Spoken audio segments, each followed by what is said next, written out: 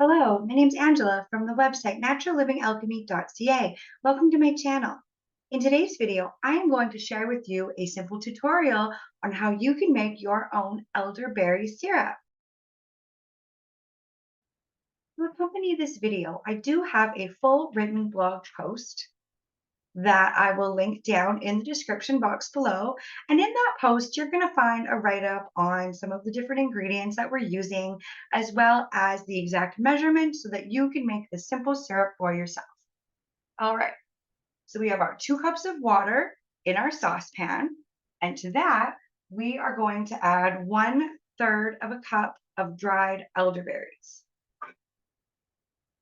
So to our 1/3 of a cup of dried elderberries, we are going to add, there's 1 tablespoon of dried ginger root. There's 1/2 tablespoon of dried echinacea. I have 1/2 tablespoon of rose hips, 1/2 tablespoon of lemon peel, 1/2 teaspoon of elder flowers, and 1/4 teaspoon of cloves. We're going to put all that in there as well.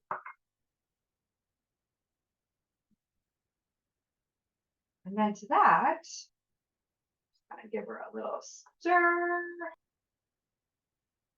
And now the last thing that we want to add is a cinnamon stick. Now I have these short ones, so I'm just going to throw 2 in. They do come in various lengths, so whatever you feel is enough is enough. So we're just going to put all of that together in our pot, and we're going to turn it on. So next, all we're going to do, we're going to wait for this to come to a boil. Once it is at a boil, we are going to put the lid on and we are going to let it simmer for 45 minutes or until the liquid is about half gone.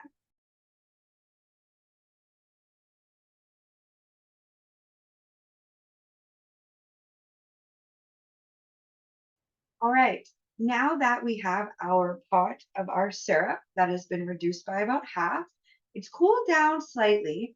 So I want you then just to take a spoon and just mash the berries up a bit. Okay. We are going to be straining all of this shortly. So after you've mashed up the berries in your syrup, you're going to just let them sit for a little while longer. And it needs to cool down even more before we add our final ingredient, which is going to be raw local honey. Now that we are cooled down so that we can handle it a little bit easier, the next thing you're going to do is just take a glass pitcher and you're going to need to strain your mixture. So I like to just take 2 of these little metal strainers, and I just find it just makes a little bit of a thicker one. And just put that over my container.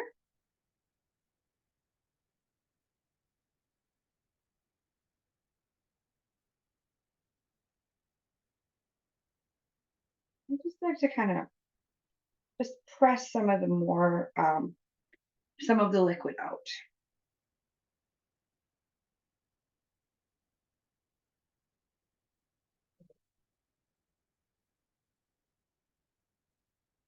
I just have a little bowl and I'm putting all of these spent herbs in, and we're just going to discard those in our composter.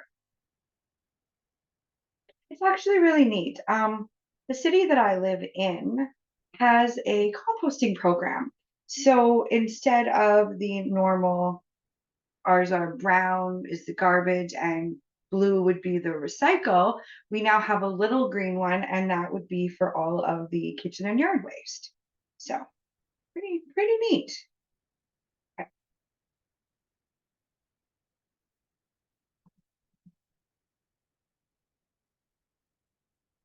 Just take out.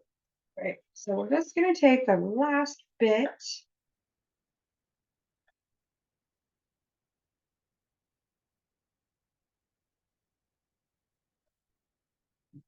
Okay.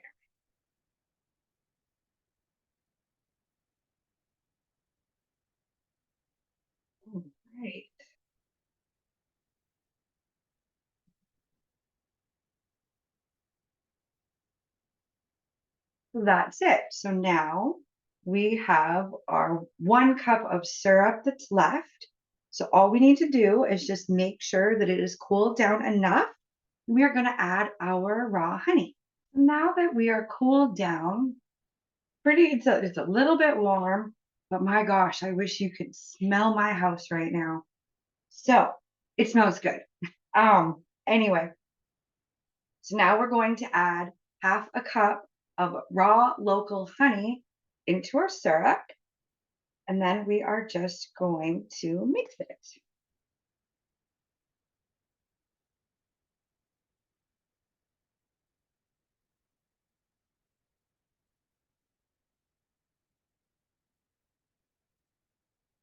This will take just a couple minutes, but we're just going to stir it until all of our honey is dissolved.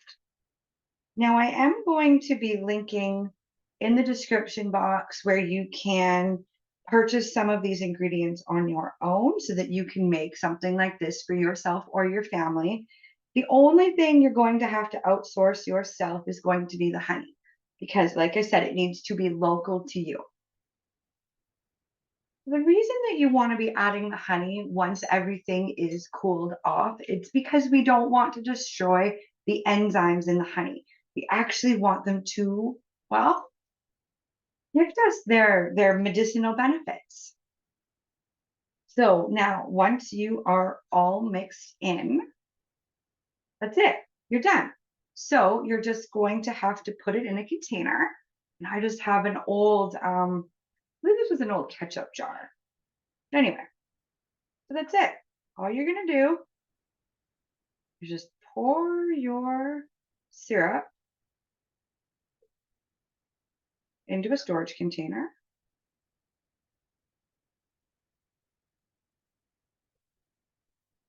And then we're going to take our trusty Sharpie and we are going to write on the lid what it is and the date. So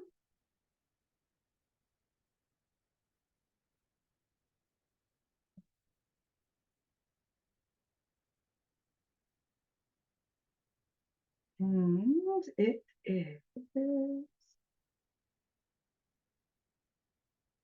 perfect.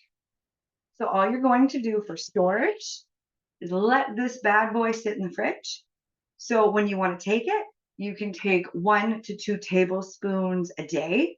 Sometimes I like to add this into a water. It's just a nice flavored water. If you are coming down with a cold or a flu, something along those lines, you can definitely take a tablespoon every few hours or however often you are feeling called to do so.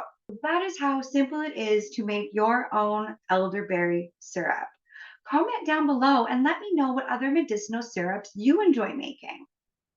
And if you wouldn't mind hitting like on this video, maybe sharing it with somebody else who would enjoy making their own natural elderberry syrup. So I would like to thank you for spending this time with me. And until next time, I wish you well.